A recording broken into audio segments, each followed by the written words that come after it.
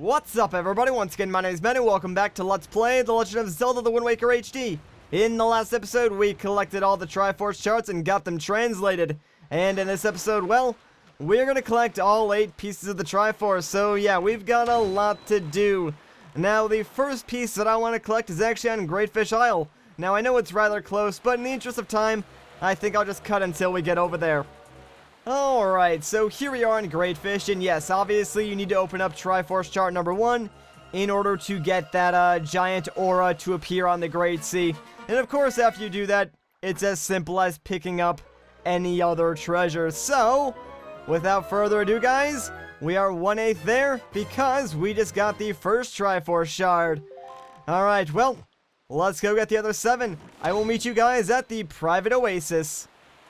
Okay, so here we are on the private oasis, or, well, technically this is called Link's Oasis now. Like, I believe they actually changed the name of the island once you acquire the deed from the teacher on Windfall, although that's just a technicality, so that doesn't really matter.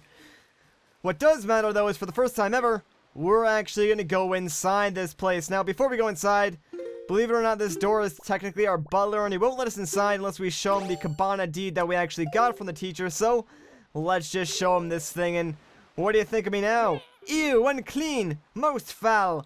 Don't lay those grungy hands. That's rude. Wait, that's, why, that's the, are you the new master? Are you Master Link? That's the name. Ah, I'm so pleased to hear that name. Master Link. Please be gentle on this fine door. Whatever you say, dude. I'm gonna call you Jarvis, because that's a pretty cool butler's name.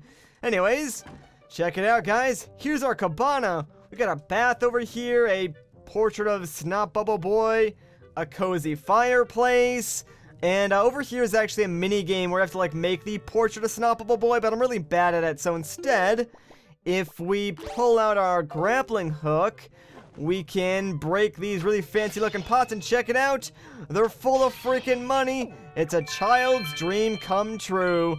So yeah, you can get some free rupees that way. You might have also seen it, but there's a rather large shadow on the floor, and that does play a pretty important role. Let me just collect all these rupees real quick. So yeah, that shadow on the floor, obviously, if you look up with your grappling hook, check it out. There's one of those grapple switches up here. And that extinguishes the fire in our fireplace, and now we can access the basement of the cabana. And surprisingly enough, there's actually a piece of the Triforce hidden all the way down here. Now, this area is kind of like a maze, so there's like a locked door over there. Basically, our end goal is to open up all the doors and just get the Triforce piece. It's pretty easy, honestly. But I'm okay with that. Like, this is more or less just like filler, because the amount that they've sped up the Triforce quest in Wind Waker HD is insane. Like, if they didn't have these small segments of filler, like, think about how quickly you could just go to wherever the Triforce shard was and pick it up. Just like the one that we did on Great Fish Isle. Like, what? That took us like maybe 20 seconds max. So imagine if they made it like that for all 8 pieces. It would be nothing. So they had to sort of like pad it out one way or another, and I guess this is probably the best way they could have done it. Like, in the original GameCube version, this area would have held a Triforce chart. We would have then had to go get that translated, and then find out in the Great Sea. So, I mean, it's still faster in comparison, but whatever, doesn't really matter. Now we've unlocked these 2 doors. Let's hop down here. I think there's like a few different ways you can actually do the underground of the cabana. I'm just gonna do it the way that, like, I know how to do it, but there might actually be a quicker method. I'm not entirely sure on that, though. It's been a while since I've, like, been down here exploring, and I'd rather not get lost, so I'm just gonna stick to what I know, and we'll get through here that way. Plus, I mean, we're pretty much halfway done with this area anyways. Like I said, it's really not that long. But let's just pound this peg in. That way we can open the way back up to the beginning area, and we can get out later on. But we need to drop down here now, and I believe this is the last area. And oh crap, I totally forgot that there are Redeads down here. Oh my gosh, alright. We could probably sneak past these guys if we really wanted to. Like, the exits where those 2 pots are, you can just like barely see them. but I have a feeling by the time we got over there, they would probably just scream at us, and that would just be bad, so I'm not gonna bother. Plus, bombs take these guys out, like, super quickly. And, well, now that they're dead, we are free to do whatever we want. Sweet. Like I said, this should be the last area, so, like, right at the end of this little crawl space, we should basically be where the Triforce piece is. I gotta say, though, I really wish they did speed up Link's crawling in Wind Waker HD. I know you seldom use it in the game, but it would be kind of nice for the few times that you do crawl if it was a little bit faster, although it doesn't really matter. And yes, that was right. Fantastic. So we are done. Before we go and pick up the shard, let me pound in this peg real quick. That way, you know, we have an escape route in case anything bad happens or just a way out in general. But yeah, just like with the Triforce charts, if you see this symbol, play wins Requiem, because something good is bound to happen. And, well, we're pretty much going to get a chest every time we see this symbol. Although, unlike with the Triforce charts, this chest contains something a little bit better. It cuts out the middleman. I mean, we all know what we're getting, but I still want to build suspense. It's another piece of the Triforce. So we got 6 more left. Let's get out of here, though. I'm done being in this dank basement. Like, it's infested with rats, for crying out loud. I don't want to mess with that. I believe we have to go this way. You can get turned around rather easily in this area, although I think all paths do eventually take you back to the start, so you can't really ever get lost for too long down there. There's nothing else I really want to do on Link's Oasis right now, so I think we're going to head out back on the Great Sea and just continue collecting all of the Triforce shards. And I'm trying to do this efficiently, so the next place that I want to go is Headstone Island, because there's actually 2 Triforce shards there that we can get rather quickly. So I'll see you guys there.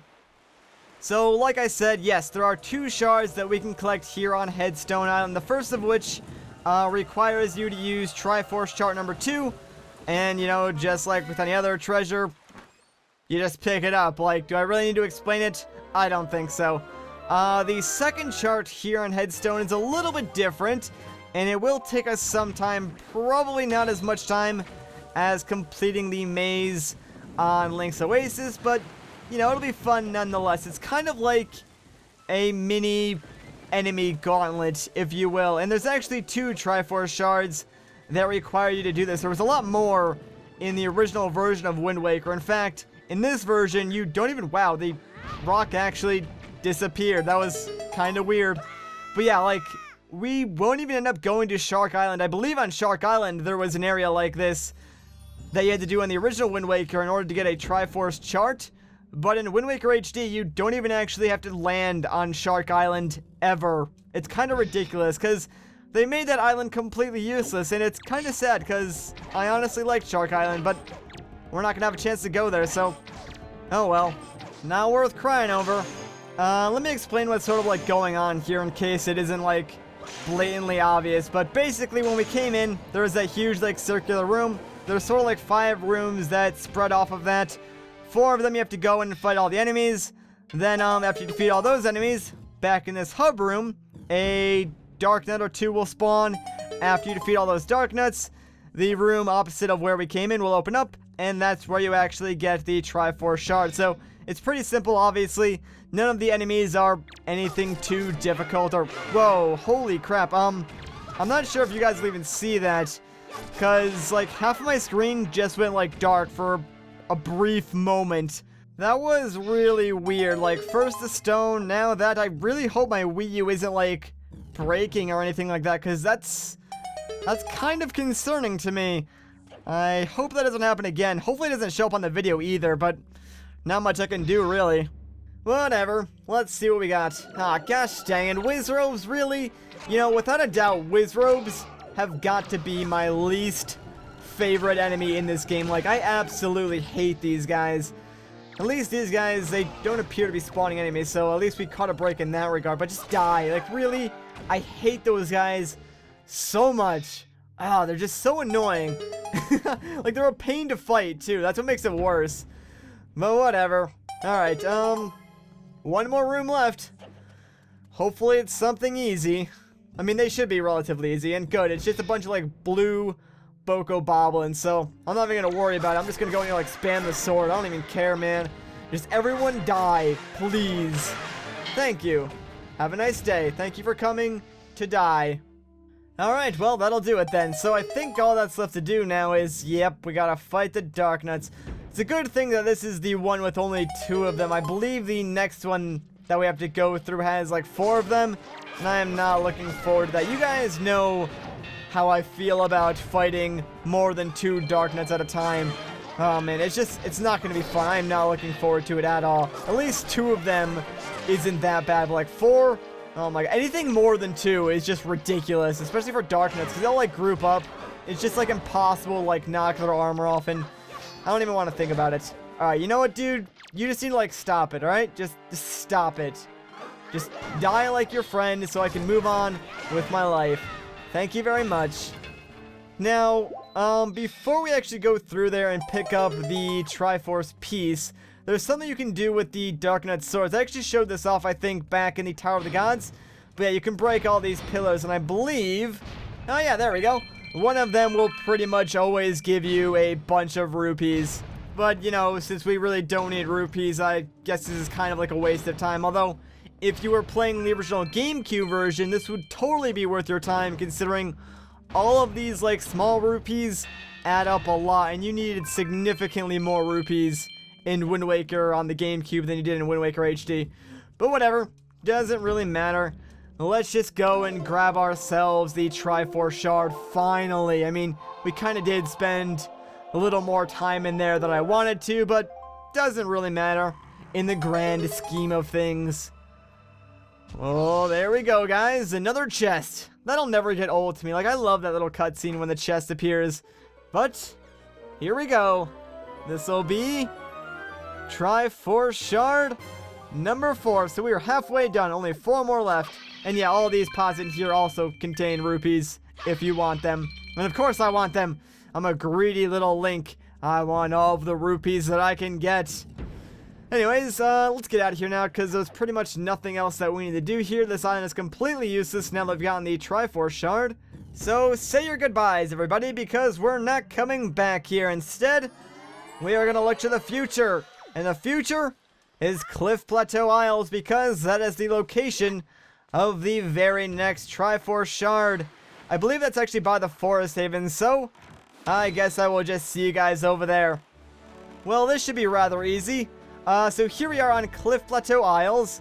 You're going to want to open up Triforce chart number 3 in order to make the ore up here on the ocean. That way you can grab this, and that's pretty much it. There's really nothing else to it. It's kind of as easy as the one on Greatfish. So, with that, only 3 more shards remain. The next shard is going to be on Overlook Island, and I will see you guys there. Alright, so here we are on Overlook Island. I need the hook shot real quick, that way, you know, we can actually get on top of this island and make some progress in getting the next shard. That'd be nice, huh? So, sweet, there we go. Hook shotting onto that tree can actually be kind of difficult. You have to, like, wait for the tide to, like, push your boat up enough, that way you can reach it. And then you still have to be quick enough to actually get it before you sink back down, but, yeah, whatever. Regardless, we're up here, and, oh my gosh, this is another one of those areas that looks, like, really, really good. Like, the shadows from the grass, like, the backdrop. I don't know, it just, like, blends really well together. Anyways, just like with Stonewatcher Island, we have another one of these small little enemy gauntlet things to go through. Shouldn't take us too long. The longest Triforce Shard is still to come. In fact, we'll probably do that one next. And why can I not select... Oh my gosh, I have the freaking item touchscreen glitch thing again. This happened before on Dragon Roost, but like... Basically, if you poke the touchscreen when you're playing with the Pro Controller, sometimes the game will, like, screw up, and it won't allow you to use the Pro Controller to, like, select any of your items or move around the map. It's really, really stupid and frustrating when it happens. So, yeah, I guess we're stuck defeating these guys with the bombs that are on the ground here, because I can't access my own, so that is just dandy. Hopefully we can fix it when we exit this room. Usually what I do to fix it is, like, if you stand still for a little bit and then tap the upper icons on the touchscreen, like the item and the map icon on the touchscreen, usually that'll reset it, and then you'll be able to use your items again. So, once we get back in the hub room here, I'll try that out real quick, and hopefully I can regain access to my items. So, let me just fix this. And I think that'll do it. Yes, there we go. I can move around again. Fantastic. Alright, well, I mean, at least that bug isn't, like, game-breaking or anything like that. I guess they didn't really, like, mean for you to use the touchscreen that much when you're using the Pro Controller. Although I can't help but think that's a pretty big oversight considering, well, it's a touchscreen for one, and two, on Wind Waker HD, it contains, you know, all your map information, and you can also use it to quick equip items and stuff like that. So it's pretty dang important that it works, you know, most of the time, I would think. But then again, what do I know? Apparently nothing. Whatever, let's just kill these freaking Stalfos. That way we can get out of here. I'm just kind of annoyed that that happened again, but nothing I can really do about it. At least it was easy to fix, and it's in the past now, so I'm gonna stop complaining about it. Haha, got them both with that one. Alright, Stalfos, get over here and just, like, freaking die, will you? Stop jumping around and junk like that. Thank you. Alright, cool. But yeah, that's actually, like, something that I've gotten a few comments about in the past. Like, people have said I've complained too much about a game before, and honestly, I try not to do that, although I think people confuse me talking critically about a game with me complaining about a game. Like, I don't know, it's hard to explain. Like, okay, for instance, I don't like Wizzrobes, so I'll say, gosh dang it, I gotta fight Wizzrobes. That's not me complaining that there are, like, too many Wizzrobes in the game. It's me, like, saying I just personally hate fighting Wizzrobes. There's nothing wrong with Wizzrobes in the game. In fact, they're a pretty cool enemy, but I just don't like fighting them. So, I don't know, it's like a weird line that you kind of have to be careful of, but I've been trying not to, like, do that too much, where I just, like, straight up diss a game for stupid reasons. I try to have, like, critical reasons for, you know, saying, hey, you know, this could be better in a game, or something like that, at least, when I'm talking about it in a negative context. And even so, like, criticism isn't a bad thing, guys. Like, think about it this way. Without criticism, nothing would really ever improve. So, I don't know. And I kind of just made, like, a perfect example, too. Like, I talked about receiving criticism about, you know, complaining too much in videos, and I'm using that to sort of better my videos. So, you know, they go hand in hand. Alright, now we gotta fight these Darknuts, though. This is what I was worried about. Oh my gosh, I'm so bad at fighting Darknuts in groups like this, so hopefully I'll just get, like, really, really lucky. I'm trying to, like, single this one guy out at least, so come on, parry, please. Do it. Yes. Sweet. Alright, well, at least I can kill that guy since he has no armor. Although, now all of these guys are gonna be giant jerks and not let me do anything. Maybe if I get far enough away from them, they will, like, return to the respawn location? Yeah, I didn't think that was gonna work, but oh well, it was worth a shot at least. There's just, like, no good way to get behind these guys when they're in a cluster like this. Of course, unless I'm too stupid to realize what it is, but, like, there's no way they would group all of these enemies up like this if there wasn't a good strategy to fight them. So, there must be something that I'm missing. I just don't know how to deal with multiple Darknuts, especially when they get, like, this triangular pattern, because it's impossible to get behind them, but whatever. Ooh, sweet. Oh my gosh, that was lucky. I will take that, because that shouldn't have worked, but whatever. Ooh, and he ran away too, so come on. One of you guys quickly give me a parry before he comes back, and no! Pillar, why would you do that to me? Oh, wait. The other guy's just standing still. He went back to his spawn spot. I don't even understand why, and crap, I just woke him up again. That is not what I wanted to do. Oh well. At least he doesn't have, like, body armor, so... Ooh, and I took off a helmet too. Sweet. That'll be helpful. At least now I can use the boomerang, and that jump attack really shouldn't have worked, but I will take it. I don't even care. I will take every ounce of luck that I will get. Alright, you know what, dude with no armor? You need to die, because now you're just getting in my way. At least once you're dead, I can use my boomerang on the guy with no helmet, and then at least sort of, like, single them out that way. It's not really ideal, but, I mean, at least it'll work. Totally didn't mean to shoot you, but whatever, I'll take it. Ooh, oh yes, sweet, there we go. That was perfect. Now they both have no helmets. And I think I just killed the other guy too, so sweet. Let me just get my boomerang real quick, and now I will make quick work of these guys, hopefully. Oh man, that took forever. And, alright, you know what, whatever. He died even though he had full armor on still. Don't even understand how that happened, but I will take it. Now it's your turn, sir. Thank you. No, you're still alive. Stop it. Stop living. Just, please, stop it for me. Oh my gosh. That took way too freaking long, guys. Way too long. Ugh, whatever, man. Let's just get this shard and get out of here. Like, I am so done with this island. Like, you have no idea. I mean, I knew I was going to do better at that Darknout fight. I will openly admit to being terrible at fighting more than 2 of them at a time. But, like, that was worse than I expected. I was unprepared for that. Anyways, we got ourselves a chest. Let's open this up and get ourselves, I believe this is the 6th shard, which means there's only 2 left. And one of them is going to take freaking forever to get. The other one will take like a few seconds, so at least there's that to look forward to. But just like with Headstone Island, this island is pretty much completely useless now they have the shard, so there's no point in coming back here. In fact, there's really no point in going back to a lot of islands now, considering we're pretty much at the end point of the game. The next island that we need to go to get the next shard is actually on Outset Island. And this is the shard that is going to take the longest to get because we have to do the Savage Labyrinth. But I'll explain what that is in a second. For now, let's just get over to Outset. Alright, so we made it to Outset. Now let me explain what the Savage Labyrinth actually is. The Savage Labyrinth is a 50-floor enemy gauntlet. So each floor has a set of enemies that you need to fight in order to progress to the next floor. Now, the first 30 floors are required because that is where you will get the Triforce Shard. However, there is an optional item on floor 50, and since I'm doing this 100%, I have to go all the way to floor 50. And the Savage Labyrinth is no joke. Like, this thing will take freaking forever and a half. So, in order to save time, what I'm going to do is start the Savage Labyrinth and just play music and speed it up. It'll go by much faster that way, and trust me, it's really not that interesting. You're just fighting a ton of enemies. They do give you some fairies over here to refill your health, but without further ado, let's start the Savage Labyrinth.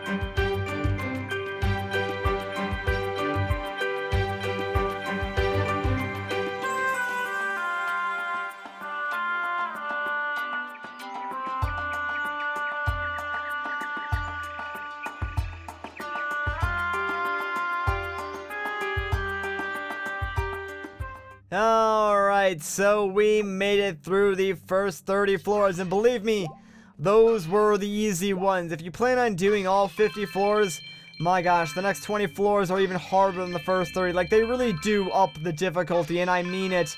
I'm pretty sure they stopped giving you health at this point, too, so that's kind of why I saved the elixir soup. Anyways, I wanted to come back now just because, yeah, we're picking up the next Triforce shard, and I kind of wanted to show this at, like, normal speed, so deal with it, we're here. Anyways, oh man, there it is. We've come so far for this chest. I'm very excited to open this bad boy up and get ourselves the 7th Triforce shard. Now, be careful not to step back into that, like, wind symbol, because that light will actually take you back to the beginning. So, basically, now what we need to do is use one of these 2 light sources, not the center one, because that one will take you back up, like I said, to, break this statue. And now we have access to the next 20 floors, so I'll see you guys when we're done.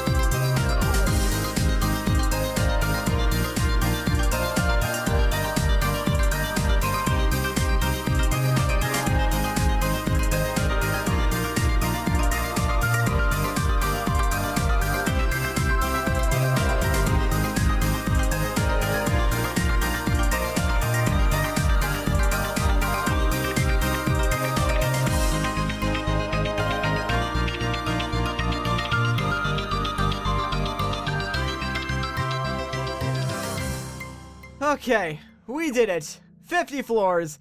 On the 50th floor, we got a lonely chest. I wonder what's inside, right? You'd think after 50 floors of the Savage Labyrinth, it'd be like some amazing item, right? Guess what? It's the Hero's Charm, the most useless item in this entire game. Basically, if you wear this, it'll let you see the health of any enemies like that you're fighting. It's completely useless. In the original Wind Waker, this was your reward for giving the teacher on Windfall 60 joy pendants. However, in this version, they decided to make it the reward for the Savage Labyrinth. Like, it's completely useless. At least in the original Wind Waker, the reward for completing the Savage Labyrinth was a piece of heart. So it was something useful, but I'm not even going to use the freaking Hero's Charm because it's so stupid. Alright, sorry. Got a little ranty there for a second, but I'm back now. I'm going to quickly refill my elixir soup because, you know, why not? We might as well since we're here. So hello, Grandma. Link, aren't you hungry? Would you like Grandma to fill your bottle with some of her special homemade soup? Heck yeah, I would. You're such a well-mannered boy. Here you go. Thank you so much, Grandma. But like I said, that is the best fairy that you will ever spend in the entire game. Getting infinite elixir soup is totally worth it. You and your sister love my soup, don't you? If you run out, you come back to see me. I can make it for you whenever you like. Thank you, Grandma.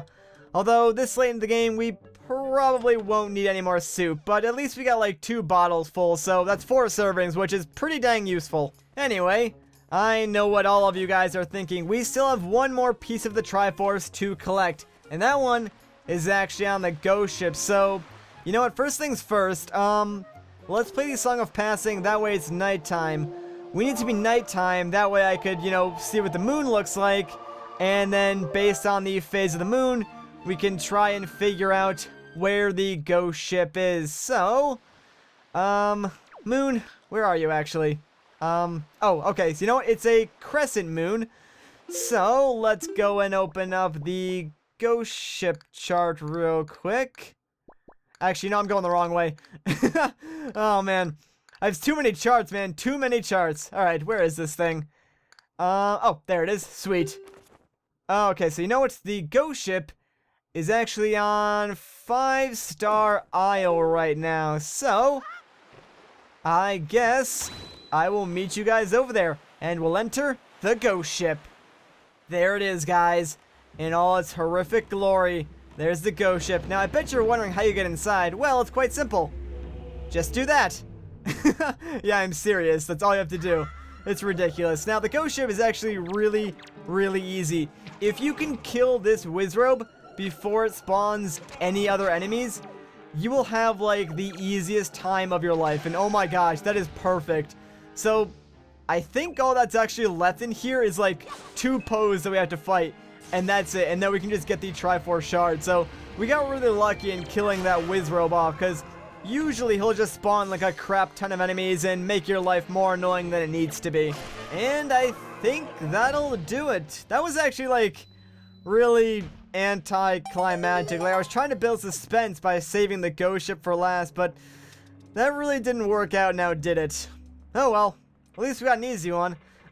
Make sure you break these pots before you open up this chest because they contain a ton of rupees, and after you open up this chest, it'll automatically boot you out of the ghost ship, so you want to make sure you collect everything first. Anyways, without further ado, let's just pick up the last Triforce shard.